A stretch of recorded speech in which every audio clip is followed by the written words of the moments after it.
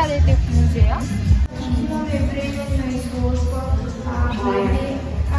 Студия представете, не знаете.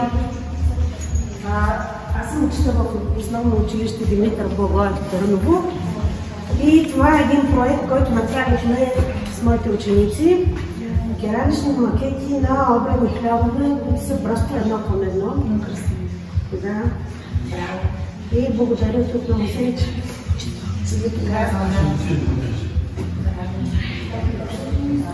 Децата са в първи, втори и четвърти клас. Браво! Да.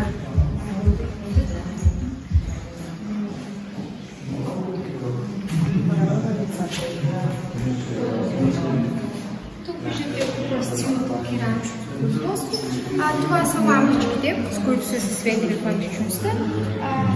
Важно за лампите и за другите по-малки фигури, които ще видите, че те не се правят на гранчарско колело, а се правят в калъпи. Така изглеждат калъпите, номер 8 и 9, или само че от две части. Суровата глина се затваря в такъв калъп и заедно с калъпа се режат неща. И после излиза готовата лампичка или фигурка или каквото и да е мъничко нещо. Докато съдовете като тези се правят на гранчарско.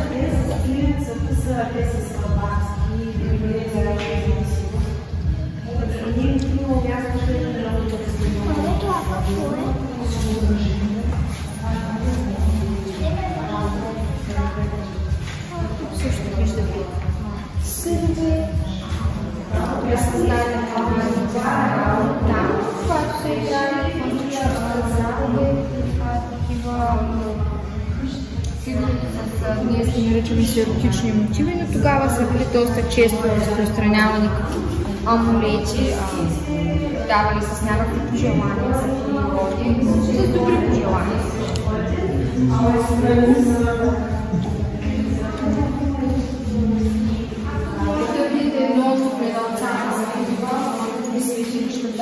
Ето така изглеждате, уловни са и огледалната повърхност е това мъничкото в средата. А това какво е с тия пръчици в него? Иглиник. Илюстрира как изглежда иглиник. Защото нямаше номер, че я за това. Виждате различни козметични медицински инструменти, шпаклички, пинцети, писални. Изглеждат като наши. Има ниска древнички специ.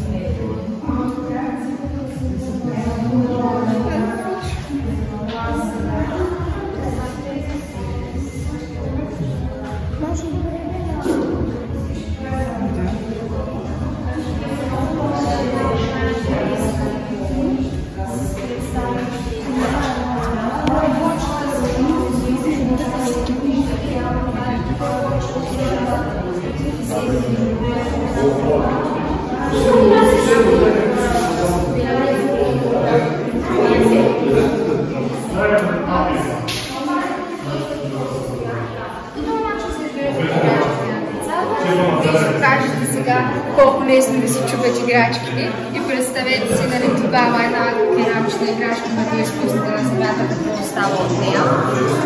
Доста лесно се чупят. Има войничета, петлета, всичко, за което може да се сетите и отново също.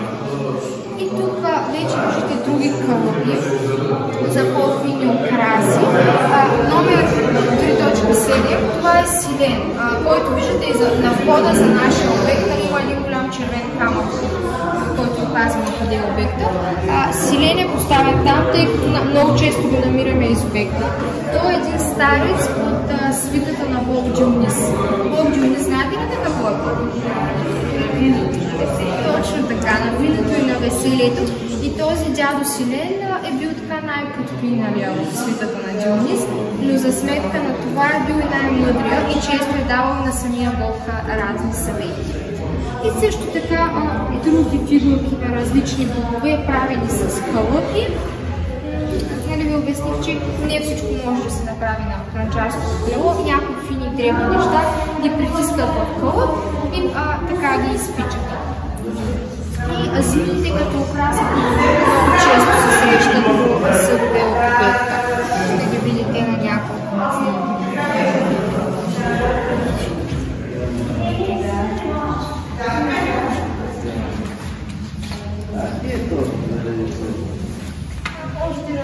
различни типове лампички. Пропуснах да ви кажа, че керамиката, която е произвеждана от битовата керамика, е продавана надалеч, има откривана в Кримския полуостров, в цялата провинция Мизия, но тази керамика е била насочена най-вече за религиозни нужди, обредна керамика. Това е с по-скъпата и с повече украси.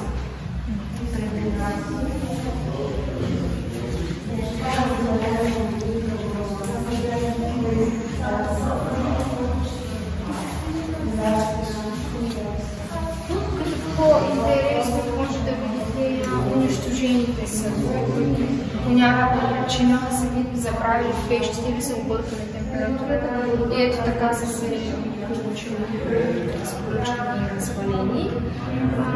Вижда се и известната техника барботино, когато вече изпечения съд с мокра глина и с шприц, както правим сега тортите, се нанасят такива листенца за въртунки, които седят много красиво. Много от съдовете са украсени по този начин.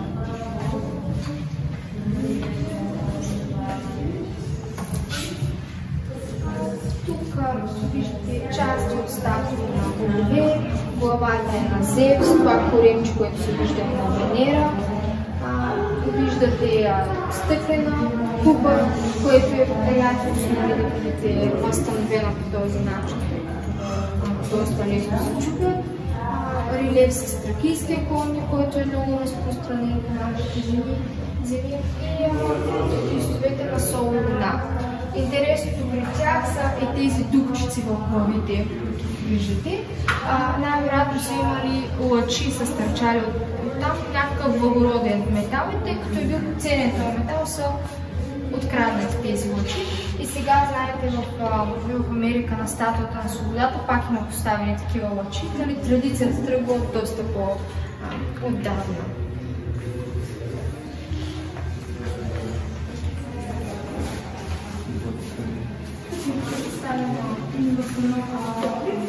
Различно от нашите съвременни положения, че циглите са по-големи, че нямат комин, а самите цигли са изпечени така, че да има място, откъдето да излезе горещия въздух.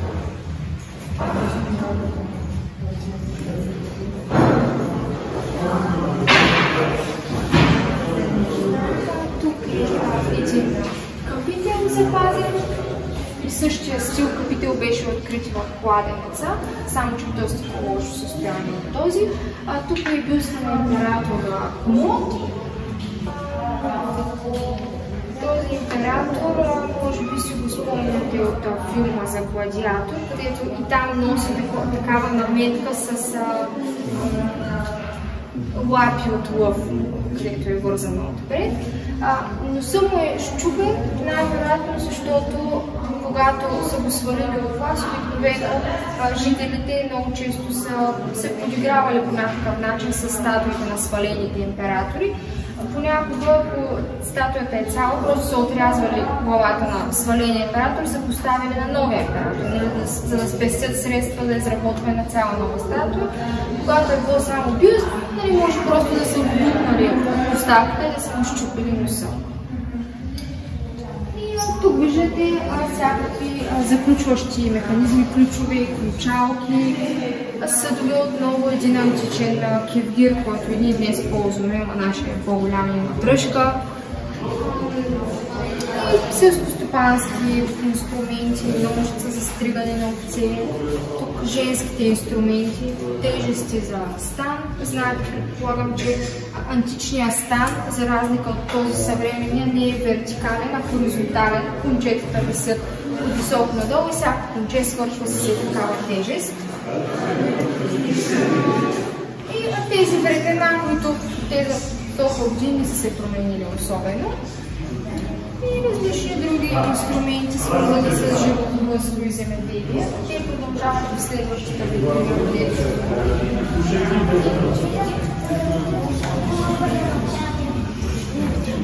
Книжката не е истинска, да успокоя децата. Тук виждате виждате съргове, които също изглеждат като по-съвременните. Различни ножове, разбира се, запазили се само остриетата от тези неща. Дръжките с времето са се разградили. Мотики, киркомотики, всичките антични инструменти, нали винаги нямат тая широката мотика, ние имаме днес, е такива по-малички, са като чапчки.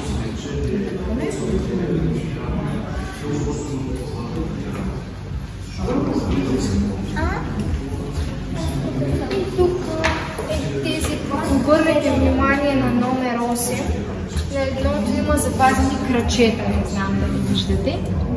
Видяхте ли ги? Виж къде има краченца отгоре. Номер 8 лявото пътаче има крака отгоре. Да, това е било поставка за ставка. Обаче някой се отчупил човечето отгоре и са останали само крачетата. Другото също е поставка за ставка, обаче и крачетата ги няма. Има уловни лампи, освен керамичните лампи на такива. Отново греби и различни копия и звънчета на живота. Това е възстановка на съкровището, за което ви разказах, че е намерено в склада за зъби. То също е било такова гърне, нали, пълно с момити.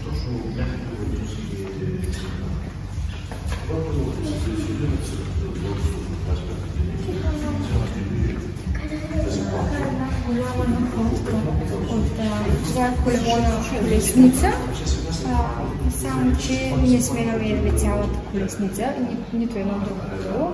Тъй, че най-вероятно някакъв ремонт се е случил и се запълнили само едно колело, не е открита цялата.